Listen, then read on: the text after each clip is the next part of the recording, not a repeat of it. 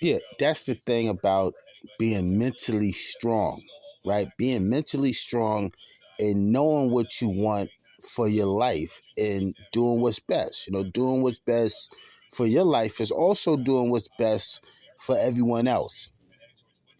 But when people are chasing that outside validation from other people, and it's cool, right? We all want to be rewarded, for the good things that we do in life, and we want to be told how much we appreciate it. That's cool, right? And compliments are cool, right? But when you know who you are and you have that self validation, then a compliment is only like a confirmation, right? But when you don't have that, you kind of live for the outside validation. And that's how a lot of us get caught up in the algorithm. We get caught up in the likes, the comments, the shallow interaction. We get caught up in that and we think that's real, right? We come online and we communicate with mostly our social network friends, right? Not our friends in real life. Many of them are our social network friends, right? And if you notice, the communication a lot of times is very shallow, right? People will leave emojis, like a heart emoji, right? I guess that kind of like makes some people think that they really love them or they really love their content. But you really see where people are really communicating, right? Like how many times people will hit you up and ask you, how you doing? Good afternoon, good evening, how's your family, whatever. But you have these people that they will bombard you with their content. Now, it's okay to send, some content, a couple of videos, send a link, put me up on game, what's happening in the world. That's okay. But when you bombard me with your videos and that's it, you kind of give me the impression that you're trying to bully me in a sense. You know what I mean? So the relationships are very, very shallow and they don't have that much meaning in it, right? But these people that need validation from other people, they kind of live for it. It's like kind of like their food in a sense. And if they don't get it, they're left confused. They don't know what to do. They don't know what move to make. They kind of second guess themselves. If they don't get the likes or the comments, then they're looking like, oh man, I put out a dud video. Nobody's feeling me anymore. And they totally neglect that love that they might be getting from their family, their children, their wife. And this is how the relationships kind of get crossed, right? Because now you're treating the shallow love as real love and vice versa. You're kind of like flipping it in a sense. And this is kind of what like social media has created for some people, but it's bad when it's older people, when it's like 40, 50 years old, and people are acting like this, right? Now, we kind of expect this from the younger crowd. Maybe they don't know any better. They're easily influenced. So it's kind of crazy, right? So yesterday I was talking about like staying away from those type of people who look for outside validation constantly and those people who second guess themselves, right? Because then you start second guessing yourself. You're like, did I do the right thing? Did not? Now you're chasing the shallow love and you're putting out only content that you think is going to connect with the algorithm and I guess get 2,000 likes, 5,000 likes. And you see some of these content creators come on here, they're tired, they're not getting any sleep, and they're chasing the last video, right? It's like a high, right? It's like when you get high or you drink, you try to feel like that first time. Our brain and the neurotransmitters that's created is telling us, yo, do it again. You have to get that same feeling again. So I put out a video talking about something so low vibrational, and I get so many people in the chat and the cash apps and the super chats, right? They kind of like letting me know this is the content we want to see. Please don't go anywhere. I see some people talking about, hey, I'm leaving, I'm out of here. And then you have people that will flood them with the cash apps and the super chats.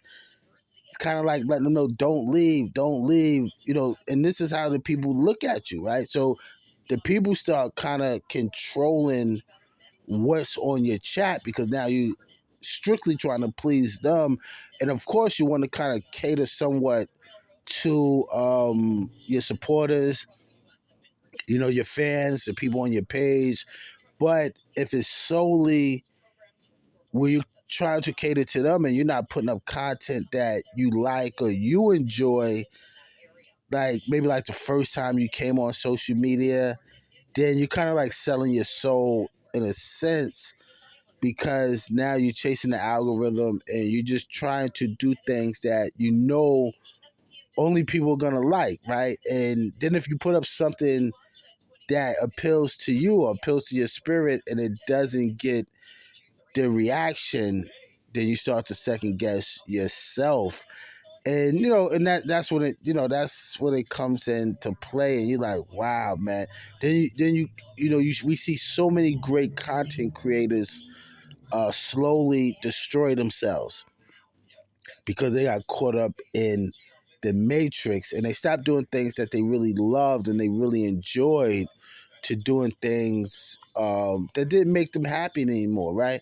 Now, if this doesn't make you happy anymore, then it's time to take a step back and kind of evaluate what you're doing, right? Because I see a lot of people, they leave for a while, they come back with positive content, might get 100 likes, a couple of hundred views, and they're like, nah, man, I gotta go back to that old content, or I gotta jump into the beef sector. I gotta start beefing with somebody to get my views up. But your hardcore audience is kind of like looking at that, and they can tell. They can tell, because you're going back and forth. You're ping ponging, and then you come online. And one thing about people who talk about something so much, we kind of burn ourselves out, right? Because our mind doesn't know the difference. So it feels like we're going through that. But the thing about it is, people who's really doing the work, they don't really talk about it too much because they're too busy doing the work and other people speak about it, right? So that's the only thing, right? Do more of the work and less talk. And that's one of the things I try to do. I kind of like do both because I'm out feeding the people, I'm clothing the people. I'm kind of like doing it every day. I do record it.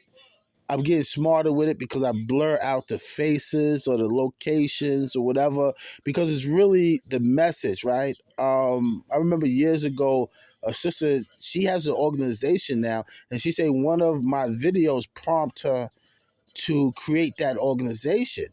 So I'm like, wow, why should I stop posting the videos of me feeding the less fortunate and clothing the less fortunate? I can just do it smarter, right? I just block the location and I just blur out their faces, right? Because it's really about the message. So I don't post every single day that I go out, but I do kind of post like maybe once a couple of months or something like that to let people know that it's still people out here doing it, right? And you can just donate to the local homeless person that you see on your way to work. You know, just making them a sandwich in the morning, maybe some of your leftover breakfast, whatever the case may be. On your way to work, you can bring them a bowl of oatmeal or something like that. I'm pretty sure that's would cheer up their day, and that's doing the work, right? Like me, right before I go shopping, I clean out my whole refrigerator, and whatever's left, I give it to a homeless family or whatever. When I go shopping for underclothes and stuff like that, um, I take it, I wash it, my old stuff, and I just give it away to a homeless family. My son's pajamas, stuff like that, and that's doing the work. You don't have to be perfect. Some people think they got to have $1 million, and that's not true. But what I'm really trying to say is all about just doing the work, so more so than talking about it. And when you do